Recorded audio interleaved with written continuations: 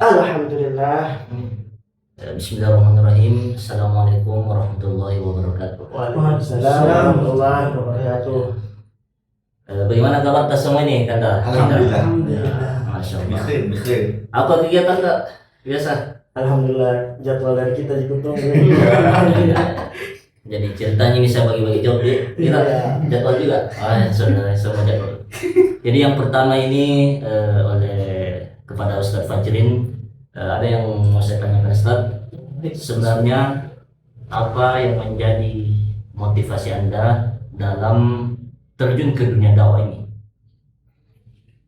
Sebenarnya motivasi yang paling utama itu adalah ketika kita terjun di dunia dakwah ini adalah semangat untuk terus belajar. Ya, semangat, betul-betul. Karena kenapa sebelum kita terjun di dunia dakwah itu ya, harus memang belajar betul-betul, karena kita kan menyampaikan kebenaran. Itu yang membuat saya terjun ke dunia dakwah, supaya semangat belajar hadir terus, ada dorongan toh. Kalau saya itu Ustaz. Kalau Ustaz Fajrin bilang Kan memang kalau orang Makassar gitu Ustaz. Biar Makassar memang lebih gaya. iya lebih kayaknya ya. Cropnya tadi. Iya. Ya, kalau Ustaz Fajrin bilang Kita bikin crop ya. Motivasi dalam betul. Tapi memang kalau bilang itu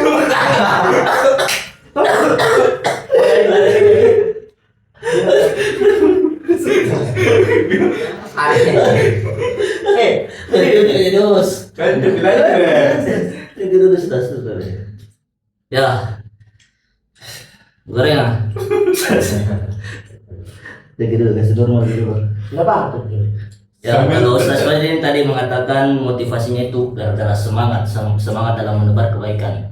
Ya, selanjutnya kepada Ustaz Arifuddin, apa motivasi kita dalam menebar kebaikan, mengajak kepada berdakwah begitu. ya berdakwah. Kalau saya mengambil dari salah satu kandungan surah Al-Asr, Masya Allah. di situ karena bilang semua manusia itu benar-benar dalam kerugian. Innal insana lafi khusr. Tetapi ada kemunculan di situ kecuali orang yang menasehati dalam kesabaran dan kebenaran. Nah, inilah salah satu motivasi saya. Sudah Itu cocok kita kajian. Luar biasa ya, sudah terangkan. Jadi info Kang. Mungkin sudah ada ini bisa Oh, dikasih. ya, insyaallah. Insyaallah. Nah, selanjutnya kepada Ustaz siapa? Ustaz Rafli. Kan teman-teman sudah menjawab motivasinya. Sekarang Ustaz Rahdi dari Rafli Ahmad Dinar. Oh, itu dia. Kalau saya di Instagram Ada singkatannya di. Sampai mau marah Iya. ternyata begitu Pak. Saya biasa aku baca. random gitu. Random. Iya, random. Kenapa Kalau panjang sekali Mungkin. kalau Oh, ketutup? Mungkin sekalian nih motivasi terjadi karena Betul, ada sini nah. Kalau Roman Kalau itu, Roman, lain. Iya, Roman apa itu Ustaz? Roman. Roman ada itu anunya sejarahnya Roman itu. Picisan. Tapi sekarang kan tidak bisa diungkit Ada karena selesai. Selesai. Iya. Picisan. Masya Allah, tabarakallah. Ya, Ya, Sekarang kembali ke ini. laptop. Lanjut Ustaz. lanjut menjadi motivasi kita saya bahasa kami ya. Ya. Ini karena pekerjaannya Nabi Muhammad SAW. Sallallahu. Kenapa saya begitu termotivasi? Ya karena itu Nabi SAW berdakwah. Jadi ketika kita itu dihina atau dicaci, kita mengajak kebaikan tapi diabaikan.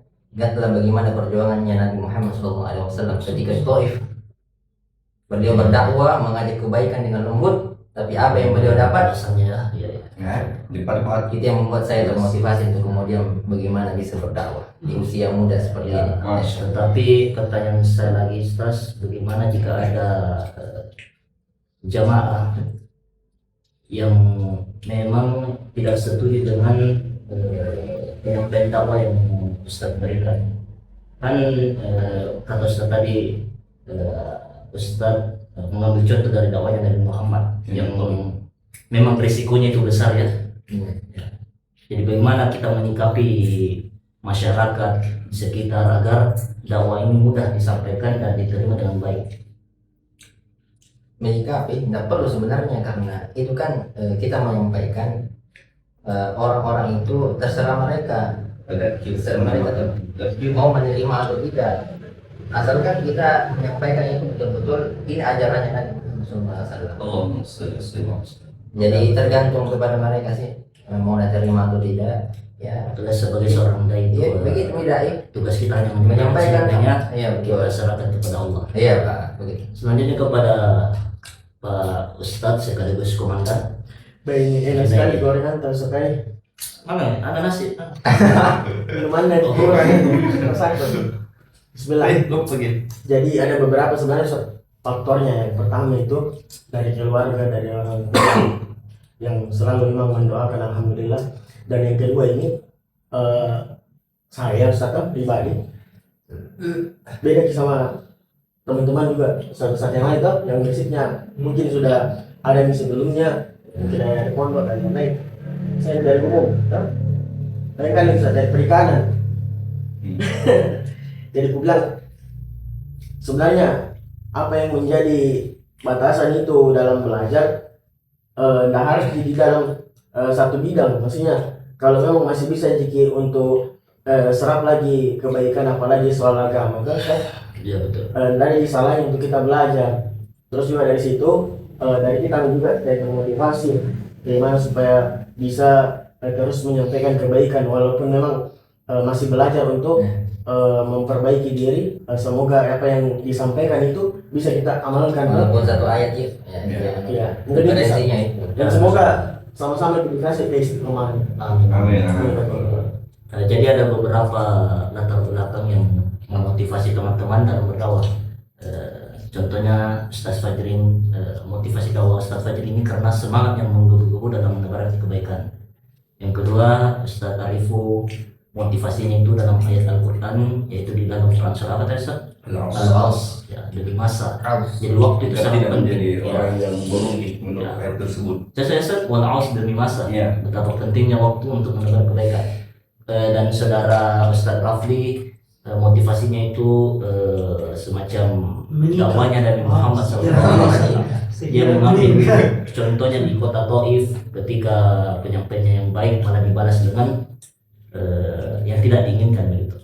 Dan motivasi Ustaz Junaidi tadi mengatakan bahwasanya karena ingin memperbaiki diri, ingin terus menjadi lebih baik dalam berdakwah. Ya motivasi saya sendiri itu Kira mau lolos deh. Tadi sih lolos. Kita juga harus disampaikan motivasi tak. saya beracu pada surah Muhammad ayat 7 yang berbunyi intan surullah wa yansurkum wa yusabbit aqdamakum.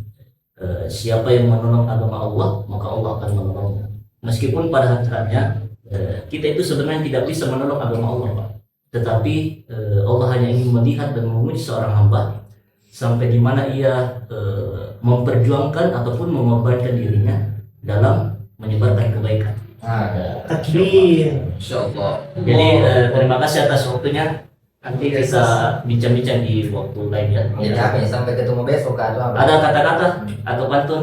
Boleh dari ujung sini lanjut. Kata-kata atau pantun Ustaz? Supaya kebaikan dulu Ustaz. Iya.